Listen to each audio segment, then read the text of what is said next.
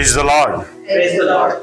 प्रभु का धन्यवाद हो, एक बार फिर से परमेश्वर ने हमें अवसर दिया कि परमेश्वर के वचनों से कुछ बातों को हम सीखेंगे। जैसे कि आप सभी जानते हैं कि हम एक विषय पर अभी अध्ययन कर रहे हैं, अधिकार के 7 चरण।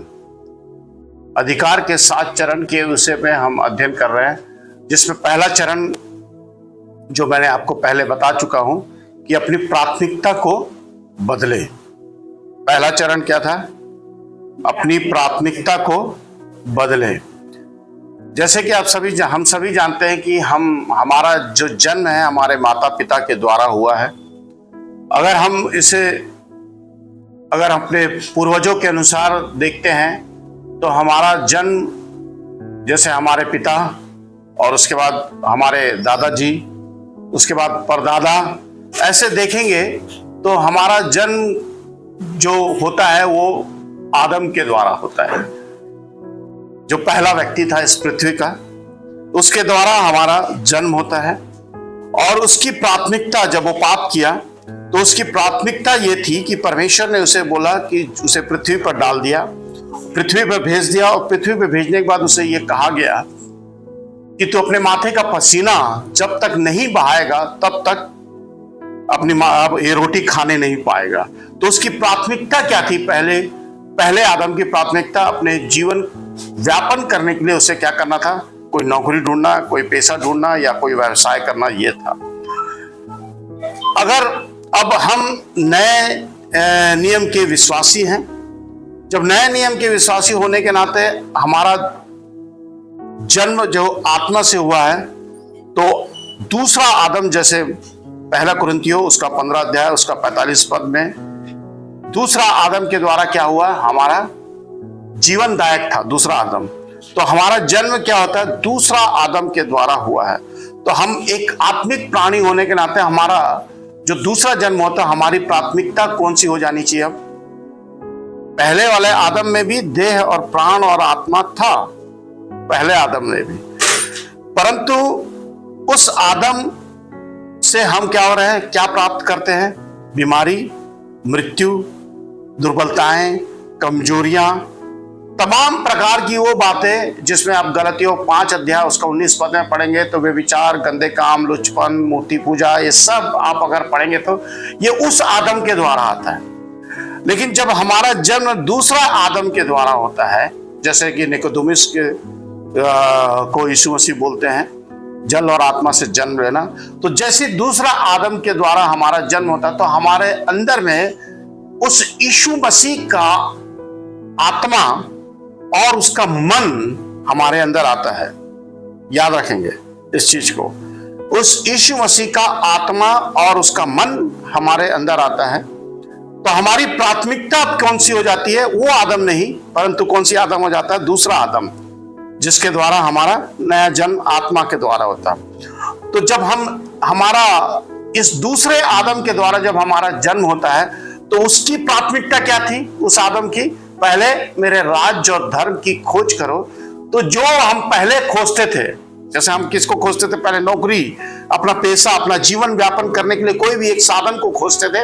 अब हमें क्या खोजना है? परमेश्वर के राज्य और धर्म की खोज करना है। तो ये जो दूसरा आदम का, जो पहला आदम का जो भी चीज है वो अपने आप हमारे साथ जुड़ते चली जाएगी।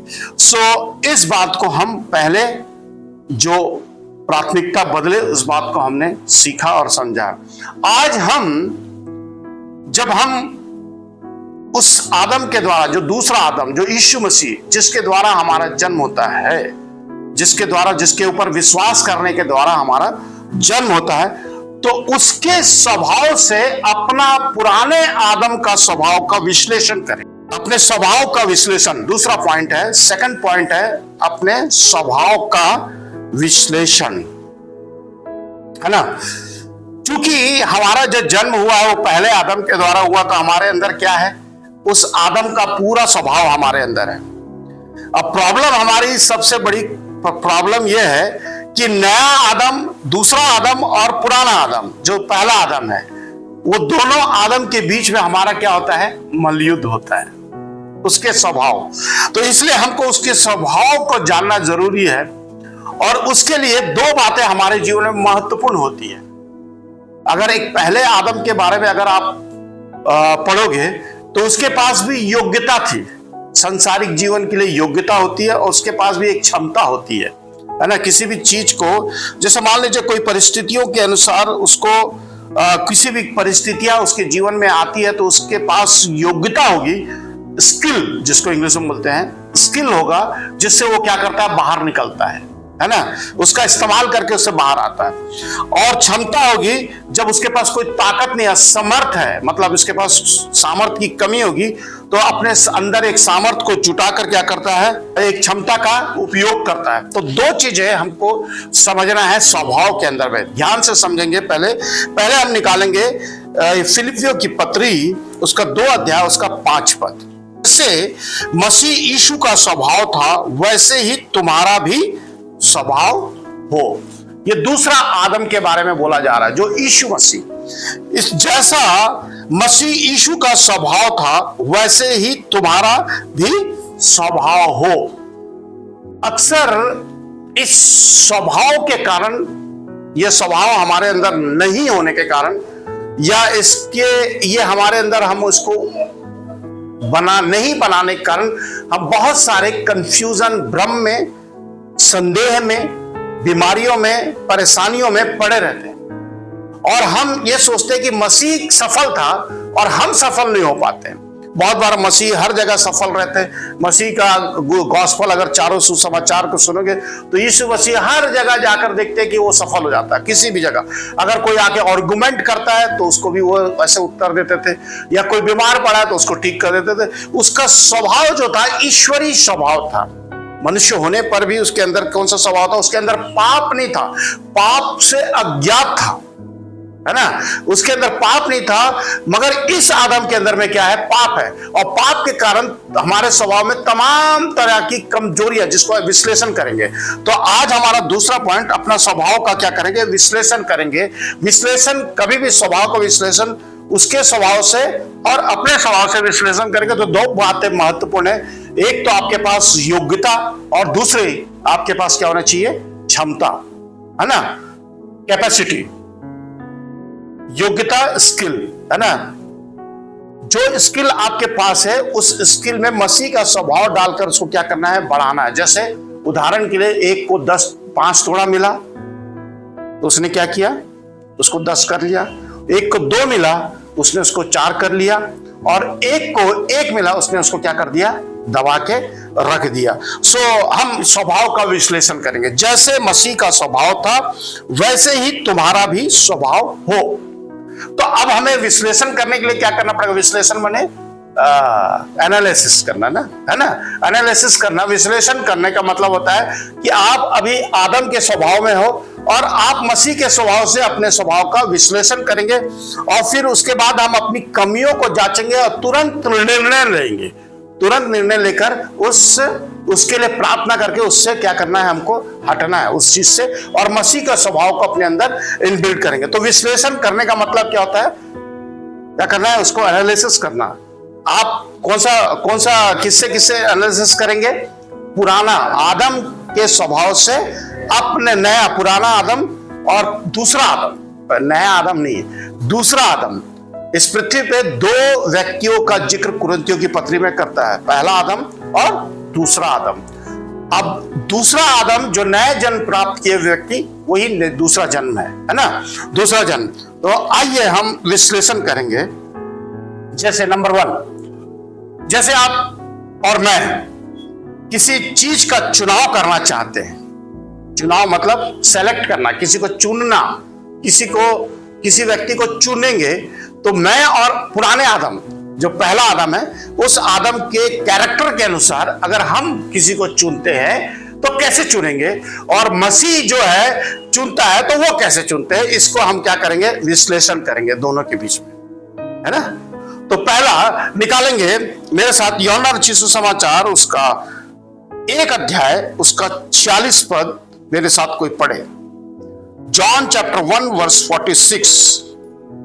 ये पुराना आदम, जो पुराना आदम है, जो हम अपने माँ बाप के स्वभाव से आ रहे हैं, उसके बारे में मैं बात कर रहा हूं। चलिए। नतनएल ने उससे कहा क्या कोई अच्छी वस्तु भी हाँ नासरत से निकल सकती है? हाँ, देखिए यहां पर यीशु मसीह, ये पहला अध्याय में यीशु मसीह को, यीशु मसीह अपने 12 चेले को चुनते हैं, है ना। और चुनने से पहले जो चेला है, ये नतनएल जो है एक चेला है यीशु मसीह का, है ना। ये यीशु को नासरत से आते हुए देखकर, पतरस और आंद्रियास वहां से आते हैं, उसके ऊपर से पढ़ना, थोड़ा से ऊपर से पढ़ो तो। फिलिपुस हाँ। अंद्रयास और पतरस के नगर बैतसैदा का निवासी था। हाँ। फिलिपुस नतनएल से मिला हाँ। और उससे कहा, हाँ। जिसका वर्णन मूसा ने व्यवस्था में हाँ। और भविष्यवक्ताओं ने किया है, वह हमको मिल गया है। वह यीशु का पुत्र यीशु नासरी है। ये क्या बता रहा है, उसका पृष्ठभूमि बता रहे हैं। 2-4 चेले लोग यहाँ पर बात करते करते बता रहे हैं वो यीशु का पुत्र यीशु मसीह है। यीशु नासरी है ना, यीशु नासरी है। तब इसका उत्तर नासरत के प्रति कैसा है? नतनएल ने उससे कहा, हाँ, क्या कोई अच्छी वस्तु भी नासरत से निकल सकती है? मतलब जिस क्षेत्र में वो रहता है, नासरत, जो जगह में यीशु मसीह थे, उस जगह के लोग क्या थे? सब बुरे थे। सारे लोग क्या थे? बुरे थे। और उस बुरे जगह से यीशु मसीह आ रहा है, तो हमारा चुनाव करने का या देखने का या कोई भी ऐसा सोचने का दृष्टिकोण कैसा रहेगा? कैसा रहेगा? अगर मैं बोलूंगा लॉस वेगस है ना, वहां मैं रहता हूं, बोलने से क्या बोलोगे आप? ये पक्का जुआरी होगा, सट्टोरी होगा, या पियक्कड़ होगा, या व्यभिचारी होगा, जो भी होगा ये वैसा है ना, है ना। या फिर मैं कोई ऐसे जगह से आता हूं जहां पर गलत काम होते हैं, वहां कर अगर हमें इंट्रोडक्शन अपना वो बताएंगे तो क्या बोलेंगे वहां पर लोग? तो वही नतनएल देख के बोलता है, क्या नासरत से कोई अच्छी वस्तु निकल सकती है? तो जहां पर खराब है वहीं से तो अच्छी चीजें निकालता है। परमेश्वर का काम यही है। परमेश्वर का काम क्या है? हाँ, कोयले से क्या निकलता है? हीरा निकलता है। तो परमेश्वर का काम क्या है? जहां खराब है वहीं से अच्छी वस्तु निकलती है। तो मेरा टॉपिक वो नहीं है, मेरा टॉपिक विश्लेषण का है ना। तो नतनएल यीशु को देखकर क्या बोलता है? क्या नासरत है? ये पुराना आदम, ये हम जो है, हम लोग ऐसे एनालिसिस करते हैं, जगह को देख के, व्यक्ति को देखकर, परिस्थितियों को देखकर हम ऐसे एनालिसिस करते हैं।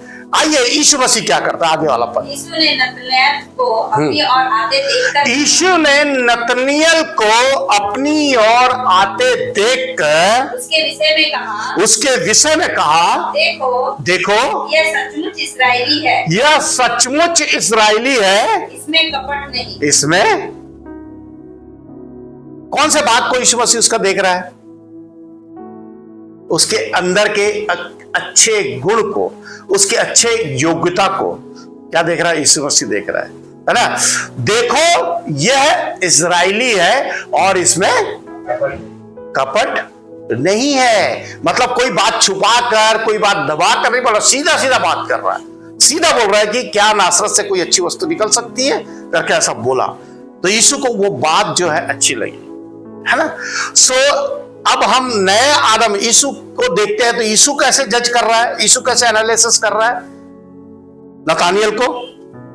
उसके अच्छी बातों को देखकर, उसके अंदर के गुणों को देखकर क्या कर रहा है? उसके अंदर की योग्यता को देखकर क्या कर रहा है? उसको एनालिसिस कर रहा है। तो अब हम जो वचन सुनने वाले लोग हैं, हम क्या करें? तुरंत निर्णय लें और क्या करें? क्या निर्णय लेने के लिए क्या महत्वपूर्ण है? किसको चुने हम? पुराने आदम को चुने या नए आदम को चुने? किसको चुने? पुराने आदम को कि नए आदम को? नए आदम ने, दूसरा आदम को हम चुनेंगे और चुनकर हम प्रार्थना करेंगे, प्रभु जो तेरा स्वभाव है वो स्वभाव क्या होना चाहिए? मेरे अंदर आना चाहिए। इसलिए हम उसके लिए क्या करना चाहिए? प्रार्थना करना चाहिए कि प्रभु जब मैं किसी व्यक्ति को चुनूं तो उसके उस भाग को ना देखूं जो उसमें खराबी है, परंतु हम उसके अंदर की अच्छाइयों को देखकर उस पर हम वर्कआउट करें, ये प्रार्थना करें। तो स्वभाव में अब मैं दूसरा बात यहां पर आपसे बोलना चाहूंगा, स्वभाव का विश्लेषण। जब अगर मान लीजिए हमने किसी को घर पे न्योता दिया है खाने के लिए और अगर कमी हो गया तो हम क्या करेंगे, ये देखते हैं। आइए मेरे साथ निकालेंगे यूहन्ना 2:3। फिर जब दाखरस घट गया तो यीशु की माता ने उससे कहा कि उनके पास दाखरस नहीं रहा। यीशु ने उनसे कहा, हे महिला, मुझे तुझसे क्या काम? बस अब 10 पढ़ना। हर एक मनुष्य पहले अच्छा दाखरस देता है और जब लोग पीकर छक जाते हैं तब मध्यम देता है। देखिए तब क्या देता है? मध्यम। अगर मान लीजिए हमने बहुत सारे को न्योता दिया है और खाना क्या हो गया, कम हो गया। जैसे कई बार हमने देखा होगा कि अपन डोसा खाने जाते हैं कहीं होटल में या कहीं भी, वो सांभर कम पड़ जाता है तो हम लोग क्या करते हैं, उसमें गर्म पानी मिलाकर उसको क्या करते हैं, बढ़ा देते हैं। ये पुराना आदम का स्वभाव है, इससे कोई नहीं बचा है। मैं ये नहीं बोल रहा हूं कि ये हमारे स्वभाव के अंदर में इनबिल्ड है। वो कहां से आ रहा है? वो वहां से आ रहा है। अरे तो दाखरस जब घट गया, जब कम हो जाता है तो हम उसके क्या करते हैं, उसमें उस टेस्ट को क्या करते हैं, धीरे धीरे जो पहला निवाला खाया होगा, जो पहला थाली लिया होगा, वो पहले बोलेगा अरे क्या टेस्टी बनाई। लेकिन लोग बहुत आ गए तो दूसरे बार जाके रखा तो एक पीस दिया और थोड़ा तरी पतला करके, अरे दूसरा बनाया लगता है तो क्योंकि उसमें खाना जो है कम हो गया। तो हम इस तरह से बढ़ाते हैं हमारी क्वालिटी। लेकिन यीशु मसीह क्या किया? 10 है, 2:10। हर एक मनुष्य पहले अच्छा दाखरस देता है और जब लोग पीकर छक जाते हैं तब मध्यम देता है, परंतु तूने अच्छा दाखरस अब तक रख छोड़ा है। देखिए तूने अब तक, यीशु ने वहां पर जो दाखरस बनाया, पानी को जो दाखरस बनाया, वो कैसा था? श्रेष्ठ बनाया, है ना, बहुत अच्छा बनाया। अब तक अच्छा दाखरस रख छोड़ा। कमी के समय भी यीशु मसीह का स्वभाव यह था कि जो दिया वो अच्छा दिया, बेस्ट देता है। जब हम कमजोरी में रहते हैं, हम ये सोचते हैं कि कमजोरी में हमारा मांगने का भी तरीका अलग रहता है, भैया थोड़ा से दे दो ताकि हम काम चला लें। लेकिन हम ये नहीं सोचते कि वो देने वाला जो है वो क्या करता है, वो अच्छा देगा। तो हमको क्या करना चाहिए? अच्छा बेस्ट लेने के लिए क्या करना चाहिए? पूरा प्रयास करना चाहिए। और अभी आज के युग में ये सब चीज उपलब्ध है। हमारे जब हम लोग छोटे थे तो सिर्फ यहाँ पर 2 मार्केट, हम लोग को 2 मार्केट पता था, एक और 2 नंबर मार्केट और एक कुर्सी पार्क का मार्केट। ये 2 मार्केट हम लोग जाते थे। अभी तो मार्केट जगह जगह लग जाता है, हर चीज, सब्जियां उपलब्ध है, हर चीज उपलब्ध है। लेकिन उस समय क्या सब्जियां नहीं मिलती थी, आपको बहुत सारा फल नहीं मिलता था, बहुत सारा चीज एकदम आसानी से उपलब्ध नहीं था। साइकिल रहता था, पैदल रहता था। ऐसे हम लोग छोटे, अपनी छोटे के जमाने के बारे में बता रहा हूं। लेकिन आज उपलब्ध है तो हमको क्या करना चाहिए? बेस्ट करना चाहिए, अच्छा करना चाहिए। सो यहाँ पर जो यीशु ने किया, वो जैसे दाखरस घट गया तो उसको क्या किया? अच्छा बेस्ट बनाकर उनको दिया। तो ये आदम का स्वभाव। तो हमको क्या करना चाहिए? तुरंत क्या करना चाहिए? निर्णय लेना चाहिए। और क्या करना चाहिए कि जो भी हम करेंगे वो अच्छा करेंगे। जैसे यीशु करता है वैसे हमको क्या करना चाहिए? करना चाहिए। ये हमारे स्वभाव के अंदर में आना चाहिए सब। तो हमारा ऑटोमेटिकली हमारा खून क्या होगा? हमारा ब्लड क्या होगा? प्यूरिफिकेशन में आएगा, शुद्धिकरण में आएगा। हमारे विचार बदल जाएंगे, हमारी सोच बदल जाएगी, हमारा बोलने का तरीका बदल जाएगा, चलने का तरीका बदल जाएगा। हर एक चीज का तरीका धीरे धीरे क्या होता है, स्वभाव में आएगा। तो जब हम मसीह का स्वभाव हमारे अंदर आएगा तो हम मसीह के जैसे होते जाएंगे। एक और पॉइंट पे डिस्कस करेंगे। सो आइए तीसरी बात, यूहन्ना रचित सुसमाचार 3:2। उसने रात को यीशु के पास आकर उससे कहा, हे रब्बी, हम जानते हैं कि तू परमेश्वर की ओर से रूह होकर आया है, क्योंकि कोई इन चिन्हों को जो तू दिखाता है, यदि परमेश्वर उसके साथ ना हो तो नहीं दिखा सकता। एक व्यक्ति का दृष्टिकोण, स्वाभाविक दृष्टिकोण से, मतलब कैसे सोचकर बोलता है। यीशु मसीह के पास निकोदेमुस आकर बोलता है, स्वाभाविक दृष्टिकोण। यीशु मसीह क्या कर रहा है? आश्चर्य कर रहा है। और उसको देखकर निकोदेमुस यीशु मसीह के पास रात पे आके बोलता है। पहला आदम यीशु के पास आकर स्वाभाविक दृष्टिकोण से सोचकर बोलता है कि जो तू काम करता है सचमुच में अगर परमेश्वर उसके साथ ना हो तो नहीं कर सकता, है ना। तो ये पहला आदम, मतलब जो यीशु मसीह ने जो आश्चर्य कर्म किया है उसको देखकर कई बार हम लोग क्या करते हैं, अरे ये कैसे करते। कई आज भी अन्य जाति लोग इस पर विश्वास नहीं करते, वैसे वो भी विश्वास नहीं कर रहा था। वो भी आया, भैया कुछ काम तो हो रहा है करके आके पूछने आ गया। लेकिन आज भी अगर आप देखेंगे तो आपको बीमारी से चंगा हो गया, सही में चंगा हो गया, ऐसा होता है। हम लोग तो अभी जान रहे करके, हमारे सामने वो जो वेंकटेश पास्टर कैंसर से चंगा हुआ था, तब हम देखकर अचंबा करने लगे, अरे कैसा हो गया, इसको होता है कैसे, लेकिन हुआ है, आज भी जिंदा है ना। मेरे भाई का है, आज भी है। सो मैं ये नहीं बोल रहा हूं कि इन आश्चर्य कर्मों को देखकर क्या करता है एक स्वाभाविक आदमी स्वाभाविक दृष्टिकोण से सोच कर बोलता है, उसका दिमाग जो पुराना आदम जैसे रहेगा वैसे ही बोलेगा।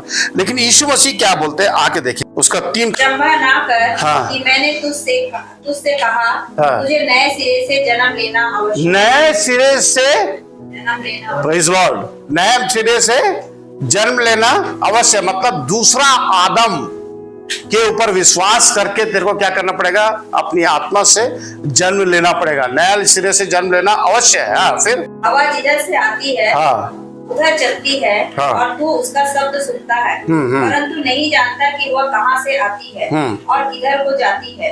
जो कोई आत्मा से जन्मा है वह ऐसा ही है। निकोदेमुस ने उसको उत्तर दिया, ये बातें कैसे हो सकती है? क्या ये बातें कैसे हो सकती, क्या माँ के गर्भ में जाकर अपन लोग कैसे अपन सोचेंगे कि क्या माँ के गर्भ में वापस जाके फिर से जन्म लेना है? उसका बोलने का मतलब वो सही बोल रहा है। वो जो है अभी आज के युग में भी अगर नया जन्म तुमको लेना बोलने से कोई भी व्यक्ति कैसे बोलेगा, क्या बोलेगा, क्या वापस माँ के वहीं से एक दूसरी शिक्षा भी आती है। वहां से दूसरी शिक्षा क्या आती है आपको मालूम है, एक झूठी शिक्षा जो कल्ट जो शिक्षाएं आती है यहीं से आती है। यहां से कैसे लाते हैं लोग झूठी शिक्षाओं को कि नया जन्म कैसे होगा, दूसरा जन्म, मतलब वहां पर कई बार आप लोग सुने होंगे कि हमारा एक और जन्म है, पुनर्जन्म होगा, फिर एक जन्म होगा, दूसरी योनि में आएंगे, फिर उस योनि में आएंगे, ऐसे करके सदियों से हम क्या कर रहे हैं, जन्म तो गाय बन रहे, कुत्ता बन रहे, बिल्ली बन रहे, ऐसे कुछ बोलते हैं ना। ये यहीं से ये सब कल्ट शिक्षाएं जो है यहीं से निकलती है, यहीं से। तो यहाँ पर जो है वो मतलब उस बात को बिना समझे अगर वो आदमी नहीं समझेगा तो वो क्या करेगा, वहां से गलत शिक्षाओं को चालू करेगा। क्या मां के गर्भ में जाकर फिर से वो क्या करेगा, जन्म लेना पड़ेगा? तो नहीं, क्या बोलता वहां पर, उसका 4था पद पढ़ना वहां पर। निकोदेमुस ने उससे कहा, हाँ। मनुष्य जब बूढ़ा हो गया हाँ। तो कैसे जन्म ले सकता है? हाँ। क्या वो अपनी माता के गर्भ में दूसरी बार प्रवेश करके जन्म ले सकता है? यीशु ने उत्तर दिया, मैं तुझसे सच सच कहता हूँ, जब तक कोई मनुष्य जल और आत्मा से ना जन्मे तो वह परमेश्वर के राज्य में प्रवेश नहीं कर सकता। वह परमेश्वर के राज्य में प्रवेश नहीं कर सकता। तो जल और आत्मा से जन्म लेने का मतलब यह है खुद को मारना। इट मीन्स खुद को मारना मतलब आदम को मारना और यीशु को क्या करना है, जीवित करना। उसका मतलब यह है, समझ में? तो यहां पर स्वाभाविक दृष्टिकोण से अगर हम सोचेंगे तो हमारा क्या होगा, हम क्या सोचेंगे, जैसे निकोदेमुस बोल रहा है वैसे ही सोचेंगे, जैसे पुराना आदम की तरह। लेकिन यीशु मसीह जो बोल रहा है वो क्या बोलेगा, वो बोलेगा नहीं, जल और आत्मा मतलब खुद को मारो, जो वो आदम है उसको खुद को मारो और नया आदम को अपने अंदर से क्या करो, दूसरा आदम को अपने अंदर से उत्पन्न करो। तो उसकी आत्मा आपके अंदर आएगी, उसका प्राण आपके अंदर आएगा और उसका बॉडी जो है उसमें कोई चेंजेस नहीं होगा। याद रखेंगे, कई बार हम लोग क्या करते हैं, अरे बॉडी भी चेंजेस होगा, उसमें कोई चेंजेस इस धरती में रहते हुए नहीं होगा। याद रखेंगे, है ना, याद रखेंगे। ये स्वभाव है। तो आइए एक स्वभाव के बारे में लास्ट एक वचन पढ़कर हम समाप्त करेंगे। आप दूसरा पत्रस उसका पहला अध्याय उसका 3 पद से पढ़ेंगे। क्योंकि उसके ईश्वरी सामर्थ्य ने सब कुछ जो जीवन और भक्ति से संबंध रखता है हमें उसकी पहचान के द्वारा, किसकी पहचान के द्वारा? पतरस लिख रहा है इसको, किसको लिख रहा है? पतरस कौन था? नहीं लिख रहा है, तो लिखने के ऊपर पूछ रहा हूं, पतरस कौन था? पतरस एक अनपढ़ और पढ़ा लिखा व्यक्ति नहीं था। पतरस को यीशु मसीह चुना। हम चुनेंगे तो किसको चुनेंगे? वहां पर नतानियल को चुनते समय हम किसको चुनेंगे? हम जो हमको मारने वाला है उसको चुनेंगे, यहूदा इस्करियोती को। जो मछुआरा है उसको चुनेंगे हम। तो पतरस एक अनपढ़ गंवार व्यक्ति था। जब यीशु उसको चुना, चुनने के बाद ये पत्री वो लिख रहा है। अब ये क्या करा उसको जब यीशु के द्वारा उसका नया जन्म हुआ तो वो क्या किया? पढ़ना लिखना भी सीख लिया। क्या सीख लिया? और आज हम लोग पढ़े लिखे हैं, पढ़े लिखे हैं कि नहीं? अरे मैं बोल रहा हूं ये वीडियो वाले के लिए, इनके लिए बोल रहा हूं, हम पढ़े लिखे हैं, है ना? तो वही बात यीशु मसीह बोलता है निकोदेमुस को, तू पढ़ा लिखा होकर, तू फरीसी होकर ये बातों को नहीं जानता, तू पढ़ा लिखा होकर ये बातों को नहीं जान रहा जो मैं बता रहा हूं। ये जो पतरस है ये जान गया, लेकिन तू पढ़ा लिखा होकर क्या कर रहा है? इस बात को नहीं जान रहा। तो ये पतरस लिख रहा है, क्या लिख रहा है? क्योंकि उसके ईश्वरी सामर्थ्य ने सब कुछ जो जीवन और भक्ति से संबंध रखता हमें उसकी पहचान के द्वारा, किसकी पहचान? यीशु की पहचान के द्वारा दिया है, जिसने हमें अपनी ही महिमा और सद्गुण के अनुसार बुलाया है। अपनी ही महिमा और सद्गुण के अनुसार बुलाया, जिसके द्वारा उसने हमें बहुमूल्य और बड़ी और बहुत ही बड़ी प्रतिज्ञा दी। कौन सी प्रतिज्ञा दी है? अनंत जीवन की प्रतिज्ञा दी है। प्रतिज्ञा दी है ताकि इनके द्वारा तुम उस सड़ाहट से, कौन सी सड़ाहट से? उस सड़ाहट से छूटकर जो संसार की में बुरी अभिलाषाओं से होती, कौन सी सड़ाहट? वो पुराना आदम के सड़ाहट, उस स्वभाव से छूटकर, उसके आगे लिखता बहुत अच्छी बात, ईश्वरी स्वभाव के सहभागी हो जाओ। अभी हमारा स्वभाव अगर ऐसा रहेगा, उसके आगे क्या होगा? इसी कारण तुम सब प्रकार का यत्न करके अपने विश्वास पर सद्गुण, और सद्गुण पर समझ, और समझ पर संयम, और संयम पर धीरज, और धीरज पर भक्ति, और भक्ति पर भाईचारे की प्रीति, और भाईचारे की प्रीति पर प्रेम बढ़ाते जाओ। क्योंकि यदि ये बातें तुम में वर्तमान रहे, कब रहे? अभी। वर्तमान रहे मतलब अभी, है ना? अभी मरने के बाद कई लोग क्या बोलेंगे? मरने के बाद जो है हम लोग स्वर्ग देखेंगे, ये देखेंगे। भैया स्वर्ग को तुमको अभी जिंदा रहते रहते देख लेना है। अगर स्वर्ग को तुम जिंदा रहते हुए नहीं देख पा रहे हो तो मरने के बाद क्या होगा ये नहीं मालूम, है ना? उसका कुछ नहीं। तो वर्तमान रहे और बढ़ती जाए तो तुम्हें हमारे प्रभु यीशु मसीह के पहचान में निकम्मे और निसफल ना होने देगी। इसलिए यीशु मसीह का स्वभाव और हमारे स्वभाव में क्या है? अंतर है। हमारा स्वभाव जो है उस आदम, पुराने आदम के समान का स्वभाव है, जिससे हम लोग क्या कर रहे हैं?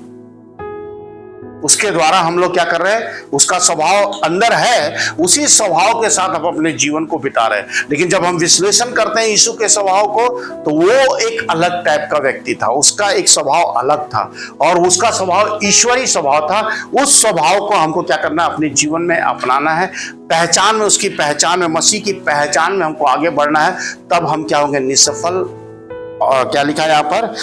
हमारे प्रभु यीशु मसीह की पहचान में निकम्मे और निसफल ना होने देंगे। तो और आगे क्या लिखता है? और जिसमें ये बातें नहीं वह अंधा है। जिसमें ये बातें नहीं वह अंधा है और धुंधला देखता, और अपने पूर्व काली पापों से धुलकर शुद्ध होने को भूल गया। मतलब अंधा। जब एक अंधे को यीशु मसीह क्या किया? आंख दे दिया। तो वहां सब लोग आकर उसको पूछने लगे, तो जन्म से अंधा था? उसके माँ बाप से पूछे, उससे पूछे, इससे पूछे, और उसके बाद यीशु मसीह क्या बोलता है, 9 का, यूहन्ना 9 का लास्ट 2 पद पढ़िए, मैं समाप्त कर रहा हूं। लास्ट 2 पद यहां पर जो अंधे के बारे में बता रहा हूं, और जिसमें ये बातें नहीं वह अंधा है। मतलब हमारे स्वभाव के अंदर ये बातें नहीं होगी तो हम लोग अंधे के समान है। फरीसी उसके साथ थे, हाँ। उन्होंने ये बातें सुनकर उससे कहा, हाँ। क्या हम भी अंधे हैं? हाँ। यीशु ने उनसे कहा, यदि तुम अंधे होते, यदि तुम अंधे होते तो पापी न ठहरते, तो पापी ना ही ठहरते, परंतु अब कहते हो हाँ। कि हम देखते हैं, हाँ। इसलिए तुम्हारा पाप बना रहता है। क्यों बोल रहा है ऐसे यीशु मसीह? क्योंकि ये अंधा जो जन्मा था, जो जन्म से अंधा था, इसको आंखें आ गई, देखने लगा, मंदिर में मिला, 2 बार 3 बार पूछने के बाद भी क्या कर रहे हैं, यीशु के सामने आकर डिफेंस कर रहे हैं। कई बार हम लोग क्या करते हैं, ऐसी डिफेंस करते हैं, जानने के बाद भी डिफेंस नहीं करना है, परंतु विश्वास करके क्वेश्चन आपके पास हो सकते हैं, सवाल आपके पास हो सकते हैं, उन सवालों को प्रभु के पास रखिए कि मुझे ये समझ में नहीं आता, प्रभु समझाइए। प्रभु आपको जरूर समझाएगा, जरूर सिखाएगा, कहीं ना कहीं से वो बताएगा। वचन को खोल के रखिएगा, प्रभु आपको उस तरह सिखाएगा। सो आज हमने सीखा कि कैसे हम यीशु मसीह के स्वभाव से और अपने स्वभाव का विश्लेषण करेंगे और अपने स्वभाव को क्या करेंगे, मारेंगे, तुरंत निर्णय लेंगे और क्या करेंगे, यीशु के स्वभाव को अपने अंदर में लाने के पूरा प्रयास करेंगे। वो अपने आप पवित्र आत्मा हमारे अंदर लाएगा, वो सिखाएगा, कराएगा उसके लिए, और उसकी जो योग्यता है वो हमारे अंदर आएगी, और उसकी जो क्षमता, उसकी जो कैपेसिटी है। जैसे पतरस को मछली रात भर नहीं पकड़ा था, लेकिन यीशु ने बोला गहरे में डाला और मछली निकाला। और उसके बाद फिर लास्ट में जब वो अगला पॉइंट में मेरा आएगा, नेक्स्ट पॉइंट में, कि प्रार्थना करें। हम लोग प्रार्थना करते कैसे और वो प्रार्थना कैसे करते थे यीशु मसीह।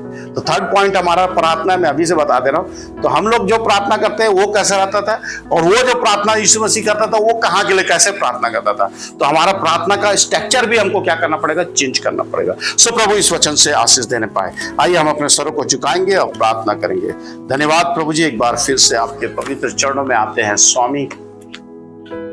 हम जानते हैं परमेश्वर पिता कि हम सब ने पाप किया और परमेश्वर की महिमा से रहित थे प्रभु जी, लेकिन आपका धन्यवाद परमेश्वर पिता कि आपने अपने प्रिय पुत्र को इस पृथ्वी पे भेजा, और प्रभु जी हमें वो जीवन दिखाया परमेश्वर पिता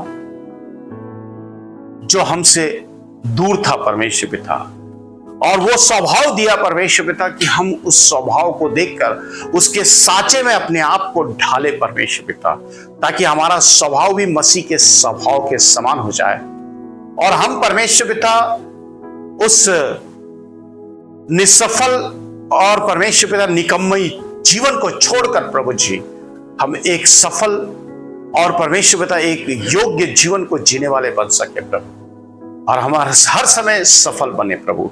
जितने परमेश्वर पिता यहाँ बैठे प्रभु सुन रहे हैं तेरे वचन को परमेश्वर पिता, उसके अनुसार हमारा जीवन होने पाए प्रभु जी। हम सब परमेश्वर पिता आदम के द्वारा जन्मे हुए उस स्वभाव को अपने जीवन में रखे प्रभु, उस स्वभाव को हम हटाकर मसीह यीशु के स्वभाव को अपने जीवन में निर्माण करें, और परमेश्वर पिता पुनः तैयार होकर परमेश्वर अपने जीवन को जिए। धन्यवाद प्रभु, आप ऐसे करेंगे, सहायता कीजिए, अगुवाई कीजिए। आपने प्रार्थना सुना, उत्तर दिया, यीशु के नाम से मांगते हैं, आमीन। Praise the Lord.